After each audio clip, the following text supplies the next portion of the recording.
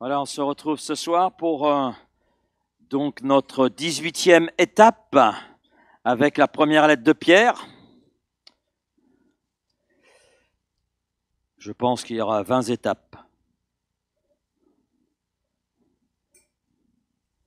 20 étapes pour cette épître. Et quand je regarde, en fait, nous n'avons fait jusqu'à maintenant qu'un survol en réalité. Et donc ce soir, on va lire les versets 12 à 19 donc de ce chapitre 4. Donc le grand thème, c'est vivre avec Jésus, c'est marcher à contre-courant. Et bien sûr, il y a à chaque fois un sous-titre. Et donc le sous-titre de ce soir, c'est souffrir d'être chrétien. C'est l'un des sujets que Pierre aborde à travers sa première lettre. Il a parlé de la souffrance, on va dire, sur un plan un peu général.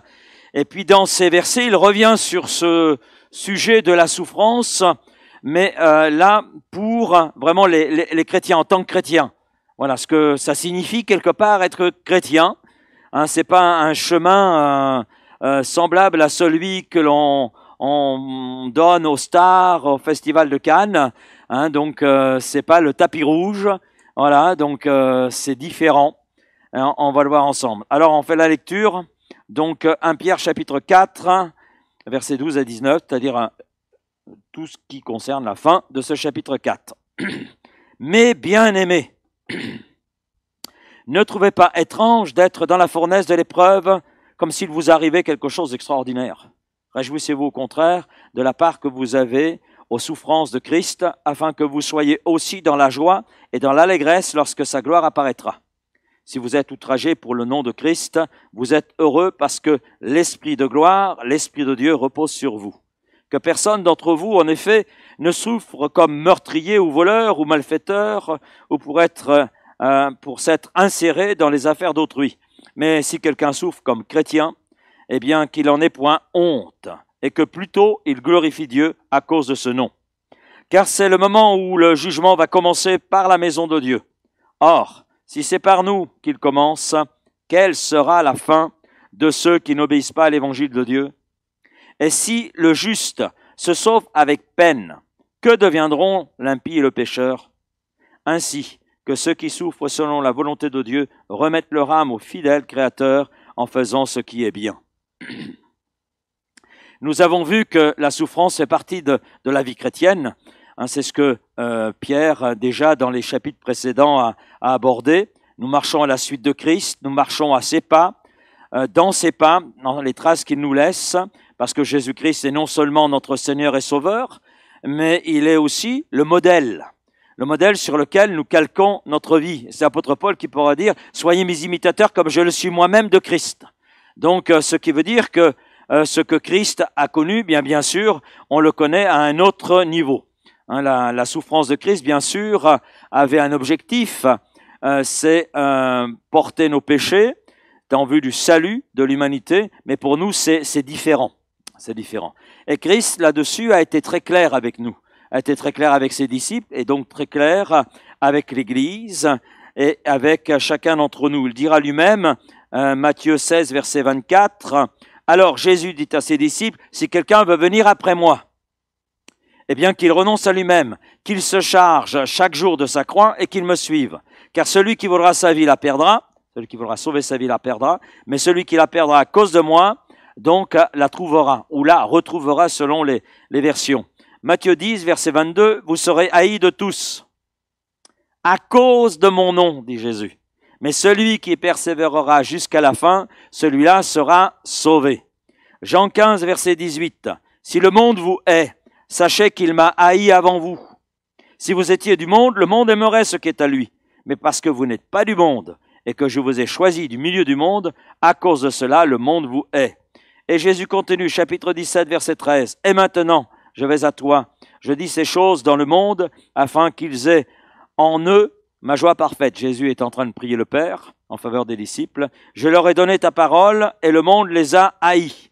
Parce qu'ils ne sont pas du monde, comme moi je ne suis pas du monde, dit Jésus. Je ne te prie pas de les ôter du monde, mais de les préserver du mal. Ils ne sont pas du monde, comme moi je ne suis pas du monde.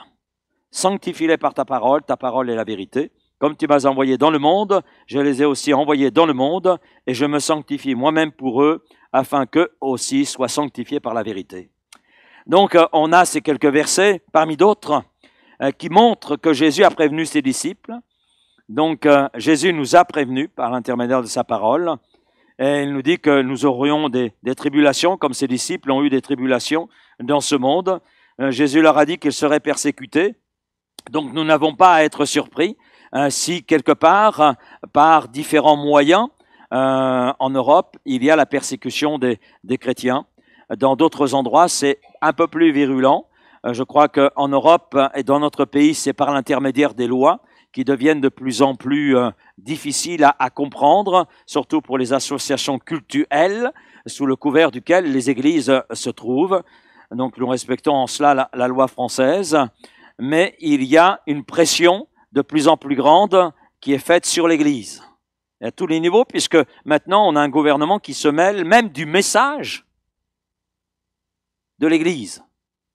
Ce que l'Église doit annoncer et ce qu'elle ne doit pas annoncer. Parce que si elle l'annonce, si elle en parle, il y a des risques. Il y a des risques. Et l'apôtre Pierre nous invite, dès le premier verset de ce chapitre 4, si vous vous souvenez, donc il nous invite à regarder à Christ et de regarder à ses souffrances. Et c'est ce que, dans le début de ce chapitre, il met là en évidence. La personne de Christ, les souffrances de Christ. Et bien sûr, Pierre continue en montrant que puisque nous sommes sur les pas de Christ, à la ressemblance de Christ, donc le chemin qui a été le sien, eh bien nous le rencontrons nous également. La haine que Jésus a rencontrée, nous la rencontrons évidemment dans ce même monde dans lequel Jésus est venu et pour lequel il a donné sa vie. Et donc dans ce paragraphe qui nous intéresse ce soir, eh bien il est question de souffrir d'être chrétien, souffrir parce que nous sommes chrétiens. Et Pierre aborde ce sujet en mettant en évidence 6 points. 6 points relatifs à la souffrance en tant que chrétien. Un chrétien qui suit l'exemple, bien sûr, de Jésus-Christ. Là, je ne parle pas du mot chrétien, celui qui appartient à une dénomination religieuse, si belle soit-elle, c'est pas ce qui fait de l'homme un chrétien. Ce qui fait de l'homme un chrétien, c'est son expérience spirituelle. C'est naître de nouveau, naître à la vie de Dieu. C'est ce qui nous permet d'entrer dans cette vie de Dieu, ce qui nous permet d'entrer dans cette connaissance de Dieu et de marcher à la suite de Christ. Et le premier point que Pierre aborde, c'est que la souffrance pour Christ, la souffrance en tant que chrétien qui suit Christ, qui vit sur l'exemple de Christ, c'est une souffrance qui est normale. Verset 13, « Ne vous étonnez pas, frères, si le monde vous hait. » Donc, en tant que chrétien, il faut s'attendre à souffrir simplement parce que nous aimons Jésus. Oui, simplement parce que nous aimons Jésus. Ce n'est pas parce que j'aime Jésus que les gens autour de nous vont dire « Waouh, waouh, waouh !» Non, loin de là. Loin de là. Souvent, il y a une incompréhension qui est là. Je me souviens, lorsque je suis venu à la foi en Jésus-Christ, lorsque Jésus-Christ est devenu mon Seigneur et Sauveur, des membres de ma famille, membres d'une dénomination religieuse, se définissant comme étant religieux et aimant Dieu, ils n'ont pas fait « waouh, waouh, waouh ». Non, bien au contraire. Il y a eu des réactions un peu vives. Donc ce n'est pas parce que j'aime Jésus que les gens autour de moi vont penser différemment. Le fait d'être chrétien, c'est sortir du royaume des ténèbres, c'est sortir du péché et donc devenir une cible privilégiée pour Satan. Parce que notre foi en Jésus est ce qu'il déteste le plus. Puisque Dieu, Satan le considère comme son ennemi, il considère Jésus comme son ennemi, il considère l'Église comme son ennemi, donc il considère tous ceux qui viennent à Christ et marchent dans les pas de Christ comme des cibles. Nous sommes ces cibles. À partir de là, nous détestons, il va mettre tout en œuvre et il est appelé le malin, il est appelé l'adversaire. Donc il y a des noms qui sont là, le père du mensonge, etc. Donc il utilise tous ces artifices qui le qualifient pour nous détourner donc de Christ, nous amener à abandonner notre marche avec Christ. Parce qu'il sait ce qu'il en retourne. Donc en venant à Jésus-Christ, nous avons découvert le salut. C'est là quelque chose de fantastique. C'est la plus belle découverte que j'ai faite de ma vie. Parce que sans le salut, la vie ici-bas n'a aucun sens. Sans le salut, on n'a aucune espérance. Je crois que c'était le thème de dimanche après-midi. Hein? Donc, c'est en Jésus-Christ que nous avons une espérance, celle de la vie éternelle, celle d'une vie que la mort ici-bas ne peut pas vaincre, parce qu'elle est sur le modèle même de Christ, c'est la vie de Dieu. Donc, en venant à Jésus-Christ, nous avons découvert le salut, nous avons découvert le pardon de nos péchés. À partir de là, nous sommes rendus capables de pardonner. Amen. Chose qui est impossible à cause de notre nature, mais qui est rendue possible à cause du pardon de Christ que nous avons reçu et qui vient nous conduire à pardonner donc notre semblable. Et puis nous avons une espérance, donc celle de la vie éternelle, et en Jésus-Christ, nous avons un appui inébranlable. Notre monde est ébranlé dans tous les sens, mais en Christ, nous sommes sur le rocher le plus solide qui soit en notre monde. Ce n'est pas dans un homme politique, ce n'est pas même dans le pasteur, ce n'est pas dans X, Y, Z que nous pouvons avoir aujourd'hui un appui inébranlable, c'est seulement en Jésus-Christ. Et je dis Amen. Il est ce roc sur lequel nous pouvons prendre appui, quoi qu'il arrive, quoi qu'il peut arriver dans nos vies, quoi qu'il peut arriver en ce monde dans lequel le Seigneur nous a laissés pour un temps. Donc, en venant à Jésus-Christ, notre objectif est de marcher en conformité avec lui, en conformité avec sa parole, et cela signifie que nous expérimentons une mesure des souffrances qui ont été celles de Christ. C'est ce que ça veut dire. Des personnes venant à Christ sont, après quelque temps, avec un questionnement, « Je ne comprends pas, pasteur. Depuis que j'ai donné ma vie à Christ, je rencontre des problèmes que je n'avais pas auparavant. » Combien de gens m'ont dit cela? Combien de gens le disent encore? Je n'avais pas ces problèmes avant. Pasteur, je ne comprends pas pourquoi cette opposition dans ma vie. Je ne comprends pas cette opposition avec ma famille. Je ne comprends pas cette opposition avec mes collègues de travail. Je ne comprends pas le regard différent que les gens portent sur moi. Alors que j'avais de bonnes relations avec mes voisins, lorsque je leur ai parlé de Jésus-Christ, ils m'ont fermé la porte. Mais c'est normal. C'est normal. Comment ça, c'est normal? Mais moi, je n'ai pas donné ma vie à Christ pour le pire, j'ai donné ma vie à Christ pour le meilleur. Oui, le meilleur avec Christ, le meilleur dans ta relation avec Christ, mais ça ne veut pas dire le meilleur en ce monde. Donc, s'il y a de l'opposition, c'est normal. S'il y a de la souffrance, c'est normal. À partir du moment où un pécheur se repent et sort du royaume de ce monde, régi par celui qui en est le prince pour un temps encore, à partir de là, il est une cible. Et à partir du moment où nous sommes sortis du monde, nous sommes sortis de ses critères, nous sommes sortis de son rayon d'action, donc à partir de là, il ne nous supporte plus. En venant à Christ, les ennemis de Christ deviennent nos ennemis et il en découle obligatoirement des souffrances. 1 Jean 3,13, ne vous étonnez pas, frères, si le monde vous hait. Les gens qui viennent à Christ sont étonnés. Alors tout dépend aussi de quel évangile leur a été prêché. C'est ça aussi. Parce qu'il y a un évangile qui est parfois annoncé, qui n'est pas celui qui est là dans les évangiles eux-mêmes. Qui n'est pas l'évangile que Jésus a annoncé, qui n'est pas l'évangile que Paul a annoncé. Que ce soit Jésus, que ce soit Paul, que ce soit les disciples ensuite, ils n'ont jamais dit « venez à Jésus-Christ et tout ira bien ». Non, c'est « venez à Christ, repentez-vous pour le pardon de vos péchés, parce que celui qui demeure dans le péché, eh bien, en supportera le salaire, qui est la mort éternelle. Mais en venant à Christ, on trouve la réconciliation avec Dieu, notre Créateur, mais dans cette marche que Dieu nous demande, il est évident que là, on rencontre des difficultés, de la souffrance, parce qu'on devient ennemi de ce monde auquel nous avons appartenu pour un temps. Donc il ne faut pas s'attendre à ce que notre entourage saute au plafond de joie lorsque nous leur expliquons que notre vie a changé parce que nous avons fait de Jésus-Christ notre Seigneur et Sauveur et que nous le suivons. Non. Non, j'allais dire, c'est exceptionnel. Les seules familles qui sautent de joie lorsqu'un membre se convertit, c'est les familles chrétiennes. J'en connais dimanche dernier qui ont sauté de joie. Hein? J'en connais une particulièrement. Heureusement que le plafond n'était pas trop haut. Hein? Elle était contente de voir sa petite fille confesser le nom de Jésus. C'est une joie et c'est une joie, amen. Et là, oui, quand on voit un des membres de notre famille venir à Christ, expérimenter ce que nous avons expérimenté au préalable, mais c'est là quelque chose d'extraordinaire et qui réjouit notre cœur. Et on prie aussi dans ce sens. Mais ça reste dans un cadre bien donné.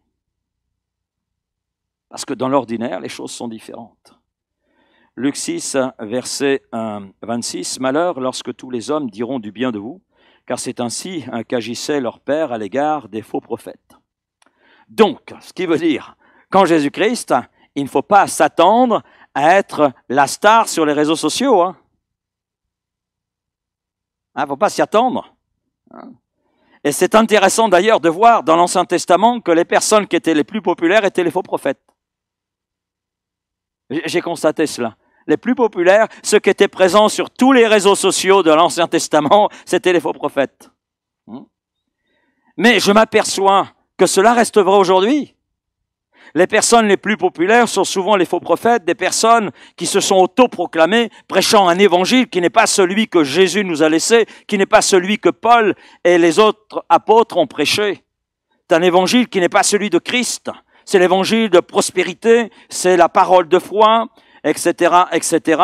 Et ces gens échappent à l'oppression parce qu'ils ressemblent au style de vie de ce monde. Je lisais un article, la conclusion de la journaliste, j'en ai souri au premier instant, et dans un deuxième temps, ça m'a fait mal au cœur. Ça parlait de la montée des évangéliques en Afrique, et puis la journaliste résume son article, donc en prenant l'exemple d'une maman, voilà, qui dit à son fils, tu ne sais pas quoi faire de ta vie, deviens pasteur et tu deviendras riche. Chat! Quand j'ai lu ça, parce que c'est sur le continent africain que l'on trouve, eh bien, les pasteurs les plus riches du monde. Donc, pour cette maman, il ne faisait aucun doute, si tu peux rien faire dans la vie, deviens pasteur, parce que tu vas devenir riche. C'est terrible d'entendre ça, et de voir cela. Alors, bien sûr, les journalistes savent s'en emparer, c'est évident. Si on leur donne des éléments, ils savent les prendre. 2 Timothée chapitre 3, verset 12. « Or, tous ceux qui veulent vivre pieusement en Jésus-Christ seront persécutés. Mais les hommes méchants et imposteurs avanceront toujours plus dans le mal, égarant les autres et égarés eux-mêmes. Pourquoi les chrétiens qui veulent vivre une vie pieuse sont-ils persécutés? Parce que vivre une vie qui est pieuse, signifie ressembler à Christ. Ça signifie marcher sur les principes que Christ nous laisse à travers sa parole. Et ça dérange. Si quelqu'un veut venir après moi, qu'il renonce à lui-même. C'est-à-dire, il n'est pas là pour se réaliser lui. Il est là pour accomplir ce que Dieu veut. Être là où Dieu le veut pour faire ce que Dieu veut qu'il fasse, comme Dieu veut qu'il le fasse. Et avec les forces de Dieu. Amen. Amen. La vie de Christ, les principes bibliques sont à contre-courant des principes de ce monde, des principes qui nous environnent. Et cela, bien sûr, irrite le monde. Cela titille les consciences vivant dans le péché. Et la Bible dit de ne pas être surpris lorsque nous souffrons en raison de notre foi, en raison de notre appartenance à Christ. Elle ne dit pas que nous sommes assurés de devenir riches, d'être en bonne santé, d'être populaire grâce à Christ, non. Christ n'a jamais promis l'immunité. Il a promis d'être avec nous dans la mesure où nous marchons dans ses voies. Et ça, c'est ce que je retiens. Amen. J'ai renoncé, je marche à sa suite, je me charge de la charge qu'il me confie, mais je sais qu'il est là, quoi qu'il arrive, quoi qu'il arrive. Je sais qu'il est au contrôle, et ça c'est quelque chose de précieux, d'inégalable. Et je crois que les souffrances des chrétiens sont des épreuves qui sont voulues et qui sont contrôlées par Dieu. C'est pourquoi Pierre commence ce paragraphe par cette expression bien-aimé. Je ne sais pas si vous avez remarqué, mais une expression qui revient chez lui. Et là, mes bien-aimés, mes bien-aimés. Ne trouvez pas étrange d'être dans la fournaise de l'épreuve, comme s'il vous arrivait quelque chose vraiment d'étrange ou d'extraordinaire. Et bien-aimé, c'est une expression qui est pleine d'affection. Hein? Et il n'est pas simplement question de l'affection de Pierre ici. Pierre écrit sous l'inspiration du Saint-Esprit. Ce qui veut dire que derrière Pierre et derrière cette expression que Pierre utilise, c'est Dieu qui parle. Et c'est Dieu qui, par l'intermédiaire de Pierre, nous dit « Nous sommes les bien-aimés de Dieu. Nous sommes ces bien-aimés. » Amen. Et ça, c'est quelque chose d'inégalable. Savoir que nous sommes les bien-aimés de Dieu. C'est pas que nous sommes simplement les aimés de Dieu, mais les bien-aimés. Et on sait que l'amour de Dieu est l'amour véritable. Un amour qui dépasse les conceptions humaines, les limites humaines. Et cette affection, elle est là importante. Et Dieu sait l'apporter dans les moments difficiles de nos vies, dans les moments critiques de nos vies. Et toute notre vie, dans la mesure où nous l'avons donnée à Christ, toute notre vie est sous le contrôle de celui à qui nous l'avons fait. Si Christ est vraiment notre Seigneur, ça veut dire que ce mot Seigneur signifie kurios. En grec, kurios, c'est autorité des autorités. Donc ça veut dire que si Christ est notre Seigneur, ça veut dire qu'il est l'autorité sur notre vie. C'est-à-dire qu'il a le contrôle de notre vie. Mais il a le contrôle de tout ce qui lui arrive. Amen. Amen. Le deuxième point, la souffrance pour Christ est bénéfique. Bien-aimés, ne soyez pas surpris comme d'une chose étrange qui vous arrive de la fournaise qui est au milieu de vous pour vous éprouver. Premièrement, souffrir pour Christ ou à cause de Christ purifie la foi. Amen. La souffrance est comparable à une fournaise, c'est-à-dire une épreuve, un test qui est parfois difficile à vivre. Les tests plus ou moins faciles, plus ou moins difficiles. Et ce que Pierre écrit nous fait penser à qui, d'après vous?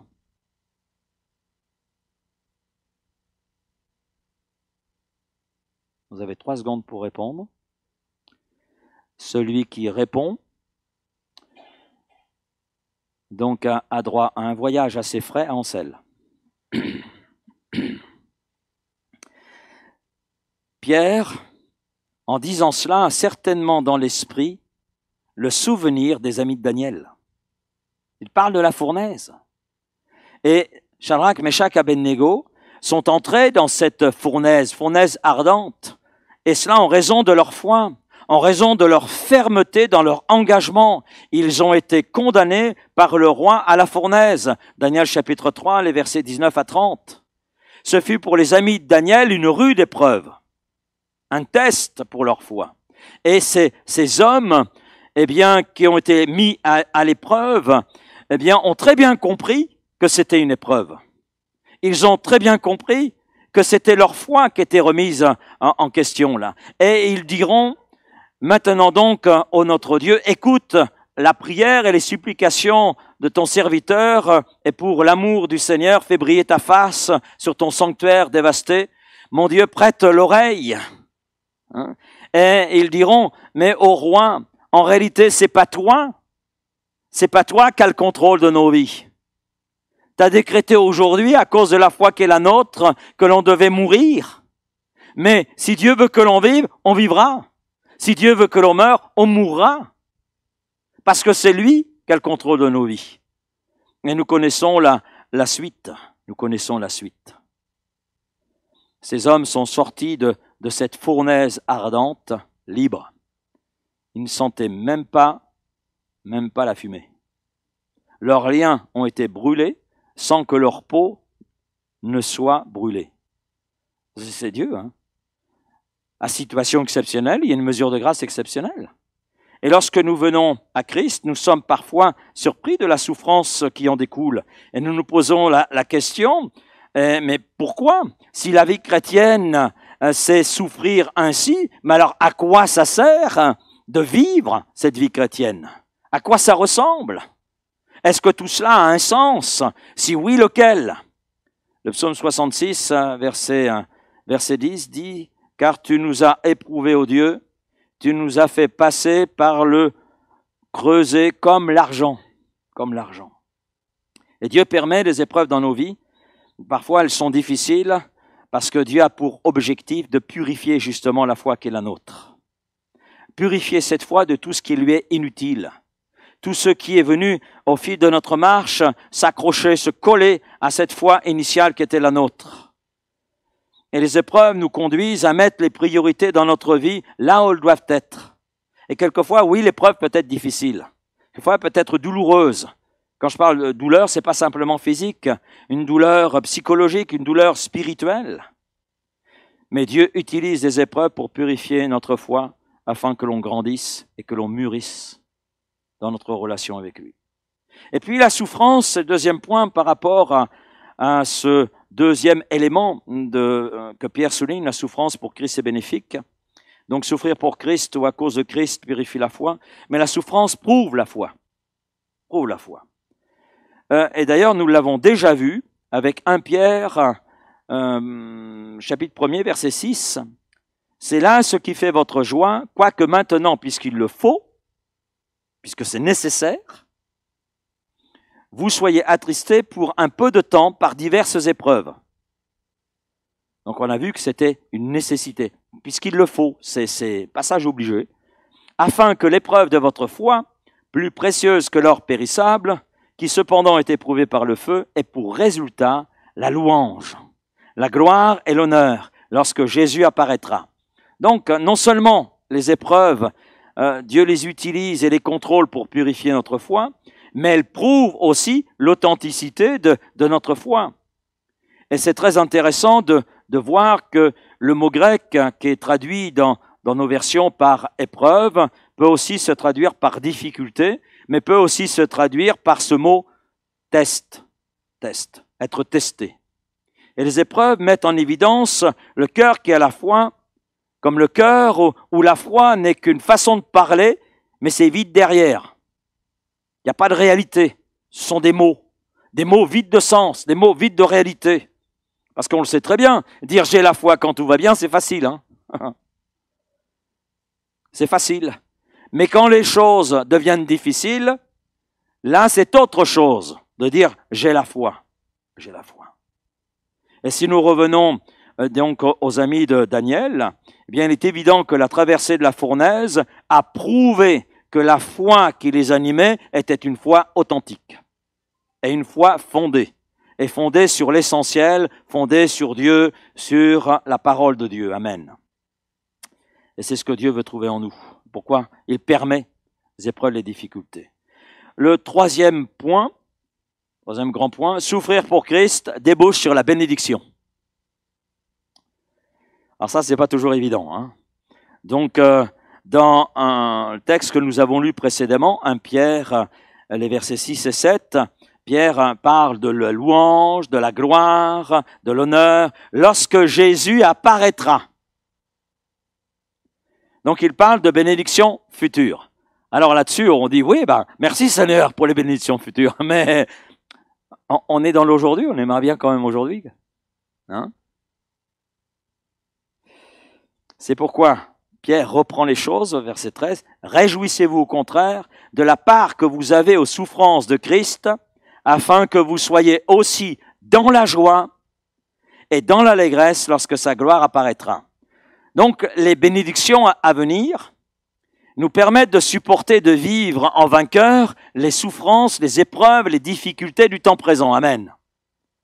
Ça constitue ces bénédictions à venir, des garanties et une aide précieuse pour vivre l'aujourd'hui, pour vivre la difficulté dans laquelle nous nous trouvons. Amen. Et Pierre dit, c'est un honneur de souffrir parce que cela signifie que je suis comme Christ. C'est ça en fait. Et il sait de quoi il parle. Dans Acte 5, verset 41, les apôtres se retirèrent de devant le Sanhédrin, et il s'agit de qui? Il s'agit de Pierre, qui était à ce moment-là accompagné de Jean. Joyeux d'avoir été jugé digne de subir des outrages par le nom de Jésus. Joyeux. Ils sortent d'une difficulté, et quelle difficulté? Mais ils sortent joyeux. Et là, c'est pas lorsque Christ apparaîtra, ça concerne le maintenant, le présent. Ils sont sortis de ce moment joyeux, d'une joie qui était au-delà de leur intelligence, c'est la joie d'être jugés dignes de subir les outrages pour le nom de Christ, nous dit le texte. Donc Pierre et Jean se sont retrouvés devant le Sanhédrin parce qu'ils enseignaient et agissaient dans le nom de Jésus. Ils furent battus, faut pas oublier cela, furent battus au préalable, et ils considérèrent comme un privilège de souffrir à cause de Christ, de vivre ces choses à cause de Christ.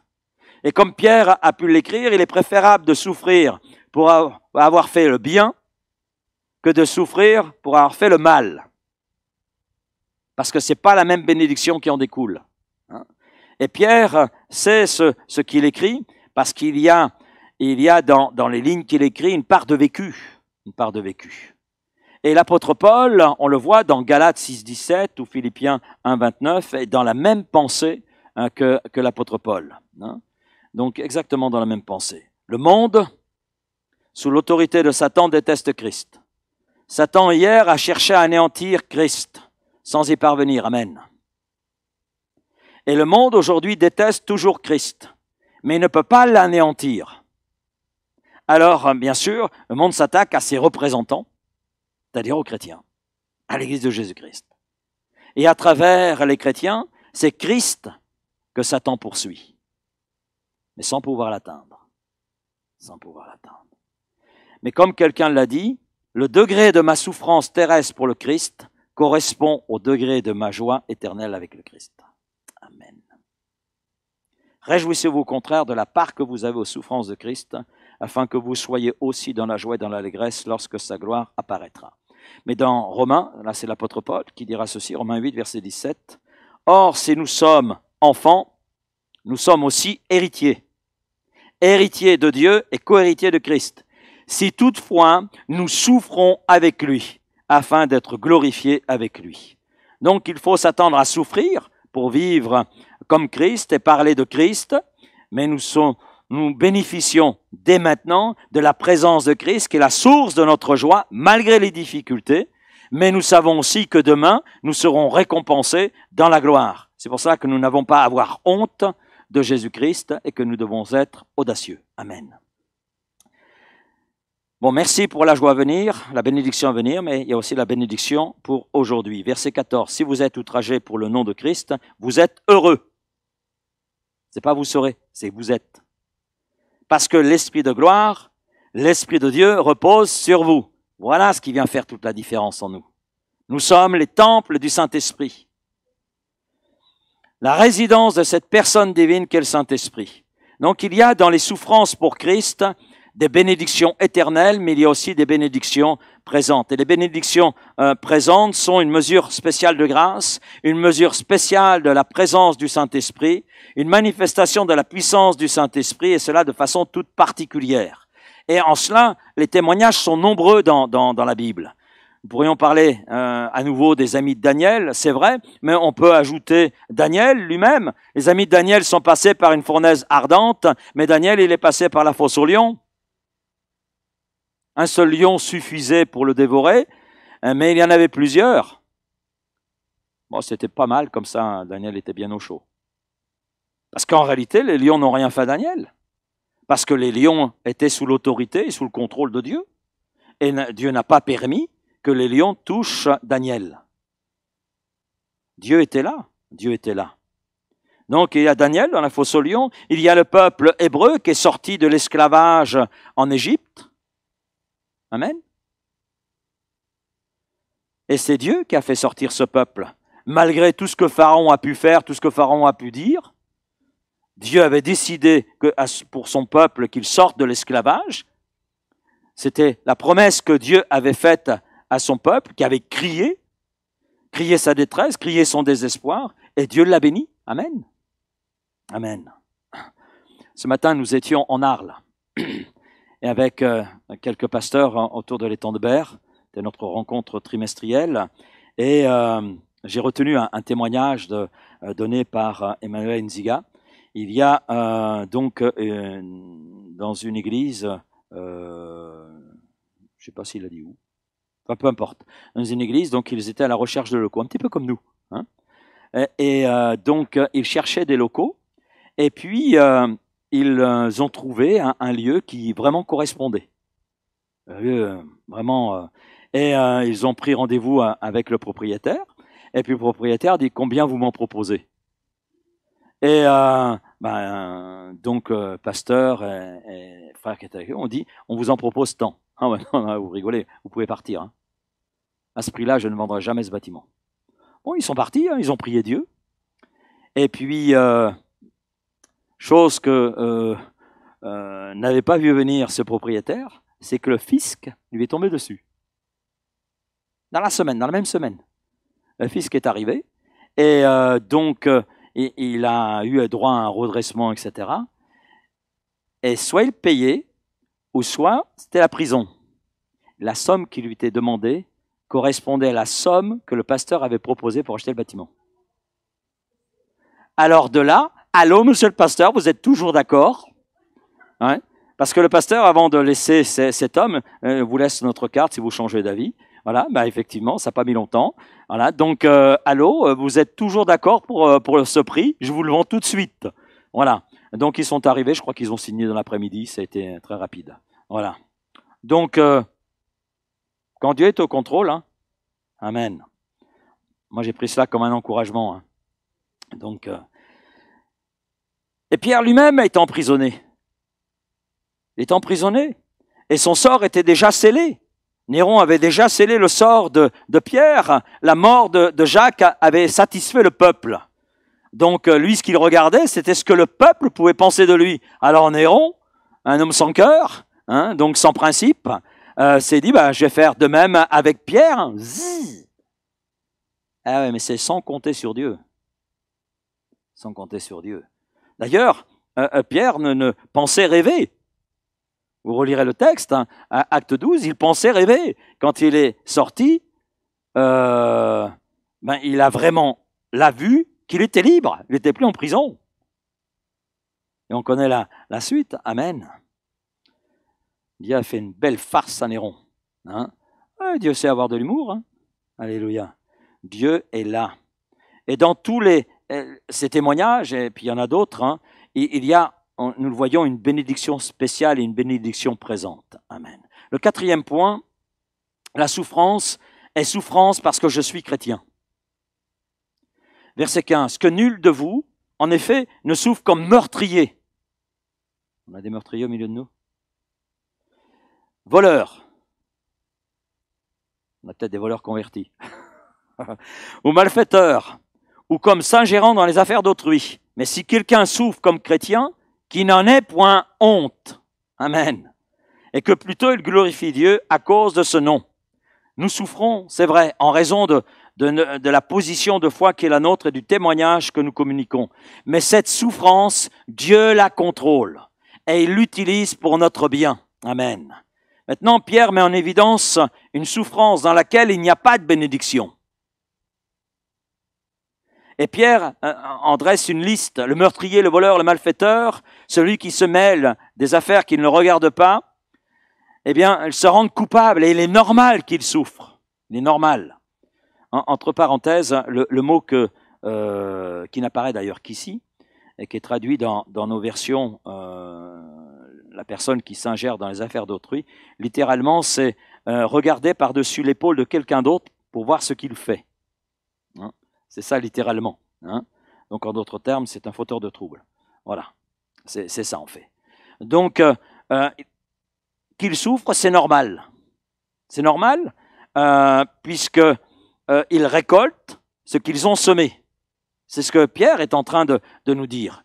Et l'idée de Pierre ici est que si nous vivons comme Christ, si nous parlons comme Christ, s'il y a la souffrance qui en découle, et il y a la souffrance qui en découle, eh bien, Mieux vaut souffrir en faisant le bien voulu par Dieu et de Dieu, parce que Dieu, dans ce cas-là, est présent, et dans ce cas-là, il bénit, il nous assure de sa bénédiction, ce que l'on a vu tout à l'heure, et la bénédiction présente, mais aussi la récompense à venir.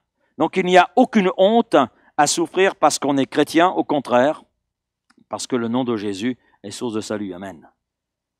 Parce que celui qui peut-être aujourd'hui se dressant comme ennemi de Jésus-Christ, on ne sait pas ce que sera sa vie demain. On ne sait pas cela. On ne sait pas. Mais si nous faisons le bien, malgré la souffrance que l'autre nous impose, c'est l'apôtre Paul qui reprend d'ailleurs, c'est comme des charbons ardents posés sur sa tête. Hein. Donc, c'est-à-dire que sa conscience se trouve repris, et à un moment donné, ça fait son œuvre. Et je me souviens de cet homme, je vous ai déjà donné ce témoignage, qui se moquait de moi sur les stands bibliques, et qui me montrait son portefeuille comme étant son Dieu. Et c'est vrai, je lui avais dit que ça rentrait, ça sortait assez facilement. Voilà.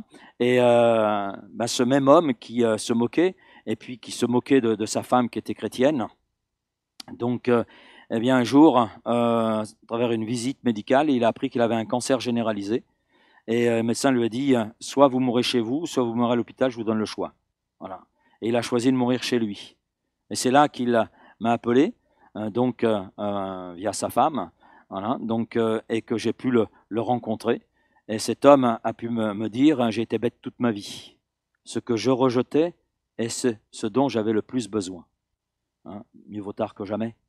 Hein, et cet homme est parti dans la gloire avec Jésus-Christ dans son cœur. Et il me disait, peu de temps avant de quitter cette terre, je sais que Dieu est capable de me guérir, mais je sais aussi que Dieu est capable de me reprendre. Voilà. Dieu fait ce qu'il veut, je lui ai recommandé ma vie. Et Dieu a choisi de le reprendre. Et puis Dieu a béni son épouse et leur fille. Amen. Rappelons-nous de cette parole de Jésus.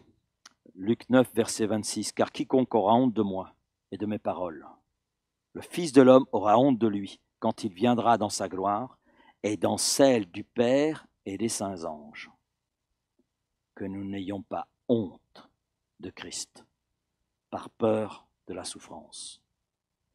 Cinquième point, la souffrance d'aujourd'hui n'est pas comparable à ce qui nous attend dans l'éternité.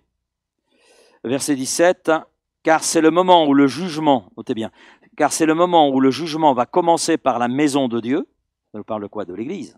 « Or, si c'est par nous qu'il commence, quelle sera la fin de ceux qui n'obéissent pas à l'évangile de Dieu? Et si le juste se sauve avec peine, que deviendront l'impie et le pécheur? » Et là, Pierre parle d'un jugement qui touche la maison de Dieu, l'Église, et qui intervient dès ici-bas. D'où la question de Jésus, trouverai-je la foi? D'où cette affirmation, la foi d'un plus grand nombre se refroidira. Donc, on voit à travers les paroles de Jésus, mais à travers aussi le contexte dans lequel Pierre s'inscrit. Pierre parle de persécution, il parle d'épreuves, il parle de souffrance que les chrétiens et donc l'Église doit supporter. Et comme nous l'avons dit, les épreuves purifient la foi, les épreuves authentifient la foi, mettent en évidence s'il y a foi simplement en parole ou si c'est un vécu, mais c'est aussi une mesure de discipline. Une mesure de discipline qui fait qu'un tri se fait dans l'Église de Jésus-Christ. C'est-à-dire, se fait entre ceux qui ont une foi vivante et ferme et ceux qui ont une foi, eh bien, j'allais dire en parole et donc superficielle. Et on est en train de le voir aujourd'hui. On est en train de le voir. À travers les épreuves, à travers les souffrances, du fait d'avoir foi en Jésus-Christ, il y a un jugement qui se fait, et dès à présent, dans l'Église de Jésus-Christ. Hébreux 12, verset 7, « Supporter le châtiment, c'est comme des fils que Dieu vous traite. Car quel est le fils qu'un père ne châtie pas? Mais si vous êtes exempts du châtiment auquel tous ont part, ben vous êtes donc des enfants illégitimes et non des fils. » Imaginons ceci. Si les chrétiens ont besoin de passer par la souffrance, les épreuves, imaginons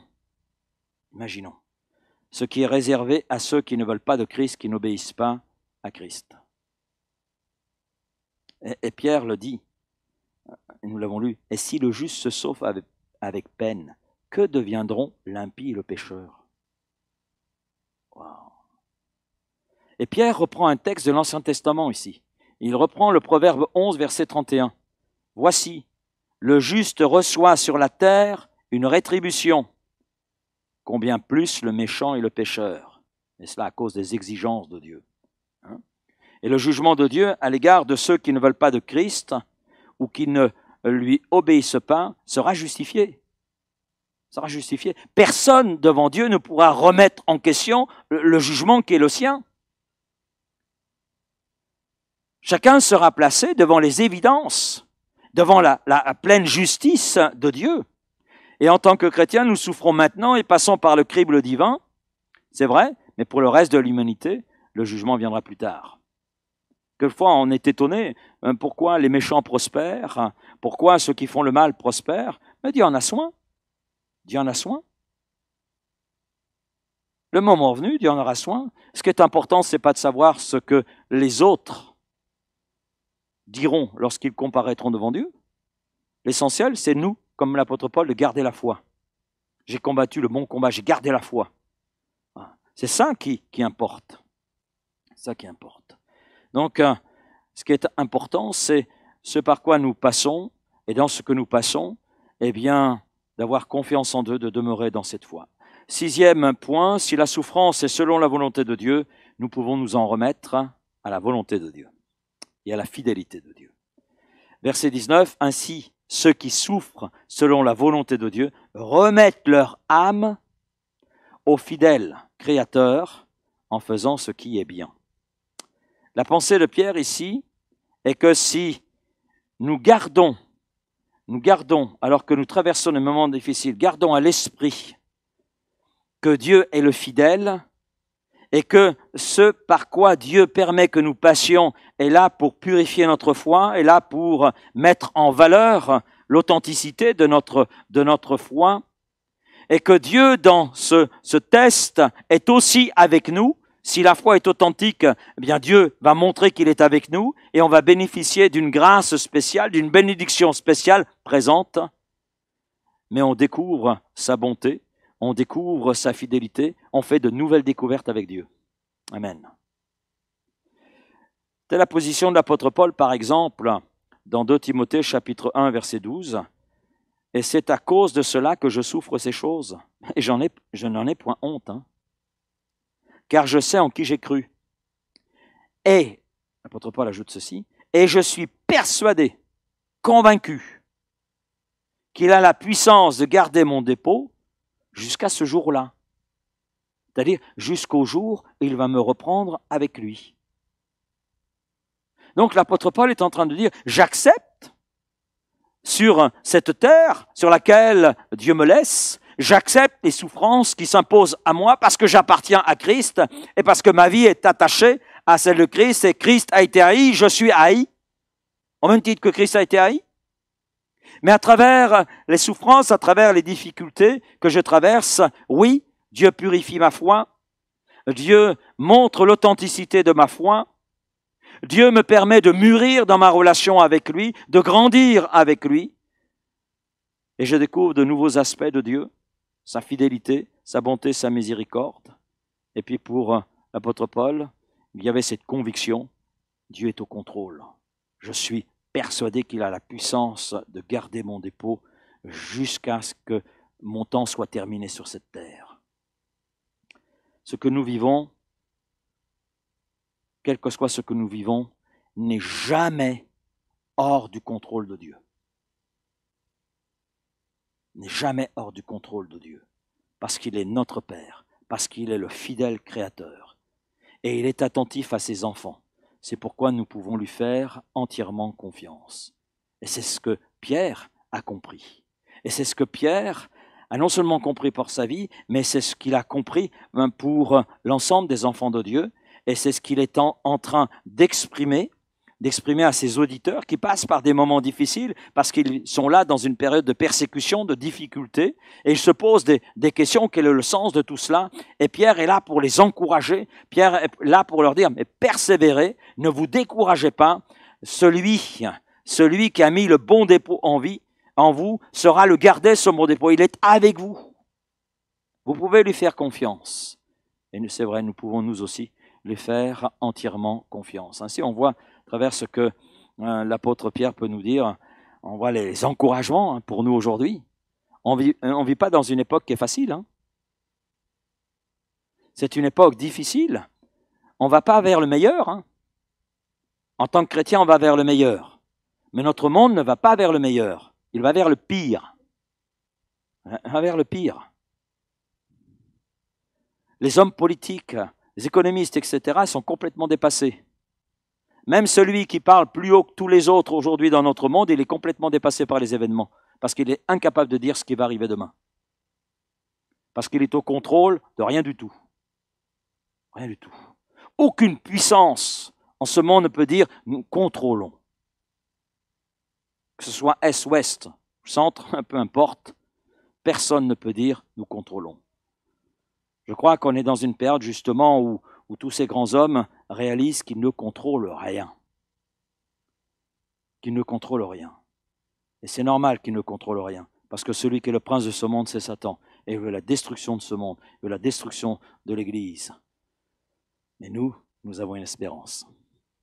Nous sommes au milieu. Le Seigneur l'a voulu ainsi. Pourquoi? Pour que l'on brille, pour que l'on rayonne, pour que l'on soit sel de la terre et lumière en ce monde.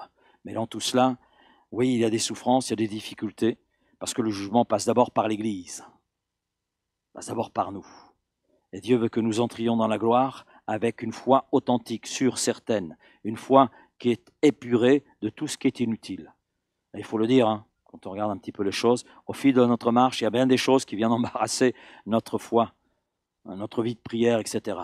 Mais le Seigneur veut nous débarrasser de toutes ces choses inutiles, de tous ces poids inutiles, afin que nous conservions une foi authentique, une foi vraie, une foi qui, tel le dépôt qu'il a posé dans nos cœurs, nous permette d'avoir cette pleine confiance et d'entrer dans la gloire. Amen. Merci Père pour ta parole ce soir. Merci pour ce que tu nous enseignes à travers elle. Et je te prie, Seigneur, de la graver dans nos cœurs et que nous puissions, par cette parole, être des sources d'encouragement pour nos frères et sœurs, pour ceux qui traversent des moments difficiles, pour ceux qui traversent des épreuves. Seigneur, comme Pierre pouvait encourager ses lecteurs, Seigneur, nous pouvons nous aussi encourager nos frères et sœurs à persévérer malgré les épreuves et les difficultés, Seigneur, parce que nos frères et sœurs ne sont pas seuls, nous non plus, nous ne sommes pas seuls. Tu es là avec tes enfants. Et Seigneur, si tu permets que nous passions par des épreuves, des difficultés, Seigneur, il y a des bénédictions dans ces épreuves et dans ces difficultés. Il y a aussi une volonté de ta part de purifier, d'authentifier notre foi, Seigneur, de la débarrasser de tout ce qui va inutile, de la recentrer sur ce qui correspond aux priorités qui doivent être dans nos vies. Alors Seigneur, merci pour tout cela et sois béni ce soir, ce que tu veux faire en nous, mais ce que tu veux faire aussi par nous dans les jours à venir. Merci, ô notre Dieu et Père, et cela dans le nom de Jésus-Christ, et je te dis Amen. Amen. Amen.